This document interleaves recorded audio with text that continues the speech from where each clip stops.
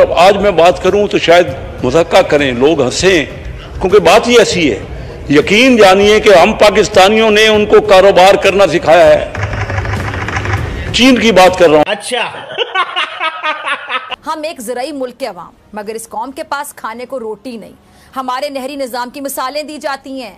इस देश में समंदर है, दरिया हैं, झीलें हैं, नहरें हैं, आबशार हैं, मगर हमारे पास पीने को साफ पानी नहीं। डॉक्टर महबूबुल हक से मशवरा करते थे मनमोहन सिंह कि पाकिस्तान आगे जा रहा है, पाकिस्तान की करेंसी मजबूत थी, पाकिस्तान की इकानमी अगरचे इंडिया 6 गुना बड़ा मुल्क था, लेकिन पाकिस्तान से सिर्फ उसकी इकानमी 4 गुना थी, हमारा पर कैपिटल ज्यादा था। और वो हमसे मशवरे करते थे कि हमने ओपनिंग अप पहले की, हमने अपनी इकानमी को पहले खोला, उनकी इकानमी क्लोज थी। आप भी सुन रहे होंगे सब कुछ। मुल्क नहीं चल रहा, आवाम का कारोबार नहीं चल रहा, जिंदगी नहीं चल रही, मईशत नहीं चल रही, हालात बेहतर करने की कोई तरकीब नहीं चल रही। इंडिया में इस वक्त 50-60 अरब डॉलर डायरेक्ट फॉरेन इन्वेस्टमेंट आ रही है, बाहर का इन्वेस्टर आ रहा है और वो लाइन लगी हुई है इंडिया में, और हमारे यहाँ 1 अरब डॉलर भी नहीं आ रहा। जनाब स्पीकर, मैं हल बता रहा हूँ क्यों IMF हमें नहीं दे रहा। ये स्कीम ना सिर्फ अहम कान है, बल्कि IMF को नाराज करके कर्ज का दरवाजा भी बंद कर देगी।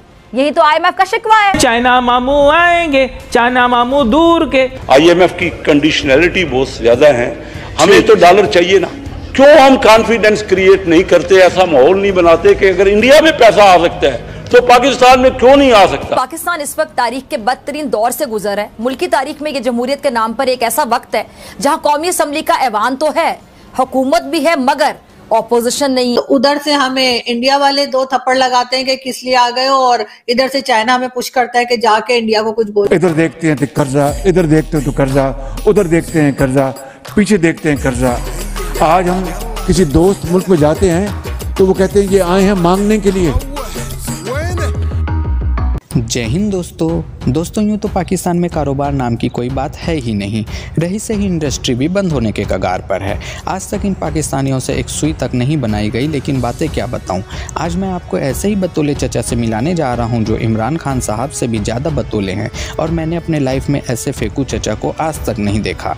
तो आइए दोस्तों वीडियो इंजॉय करते हैं। आपके सामने है, मैं कई बार अपनी तकारीर में कह चुका हूँ कि 12 नवंबर 1972 में पहली बार चाइना गया। उनके पास कोई गाड़ी नहीं थी, सिर्फ साइकिल थे, मैंने खुद देखा जो उनके पास ड्रेस नहीं था, उनके पास घर भी नहीं होते थे, छोटे छोटे घर थे जिनमें वो रहते थे।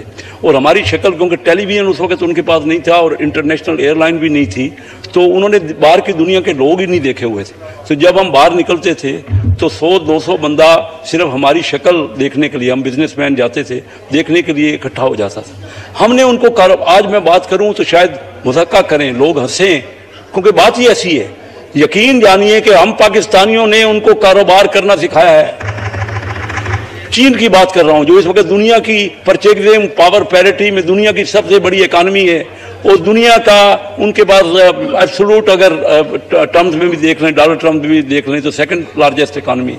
मैं इस हाउस के फ्लोर से जनाब स्पीकर कह चुका हूं, क्योंकि डॉक्टर महबूबुल हक मरहूम मेरे बड़े गहरे दोस्त थे, और मैं इस बात का गवाह हूं कि मनमोहन सिंह इंडिया के फाइनेंस मिनिस्टर थे और डॉक्टर महबूबुल हक पाकिस्तान के फाइनेंस मिनिस्टर थे।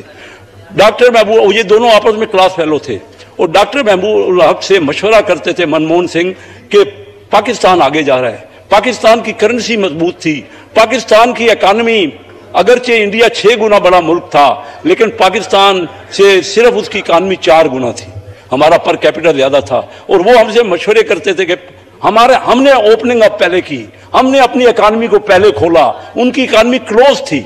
IMF इंडिया को हिंदू रेट ऑफ ग्रोथ कहता था, उनकी ग्रोथ ही नहीं थी, और हमारी ग्रोथ उस वक्त भी, मैं आपको पुरानी बातें कर रहा हूँ, 2nd 5 ईयर प्लान हमारा कोरिया ने जाके लिया कि पाकिस्तान आगे बढ़ रहा है, और कोरिया ने हमसे, आज हमारे बच्चे वहां पे जाके छोटे छोटे जॉब करते हैं, और हमने उनको बताया कि प्लानिंग क्या होती है। सर, बस इंडिया में इस वक्त 50-60 अरब डॉलर डायरेक्ट फॉरेन इन्वेस्टमेंट आ रही है, बाहर का इन्वेस्टर आ रहा है, और वो लाइन लगी हुई है इंडिया में, और हमारे यहाँ 1 अरब डॉलर भी नहीं आ रहा। जनाब स्पीकर, मैं हल बता रहा हूँ क्यों IMF हमें नहीं दे रहा।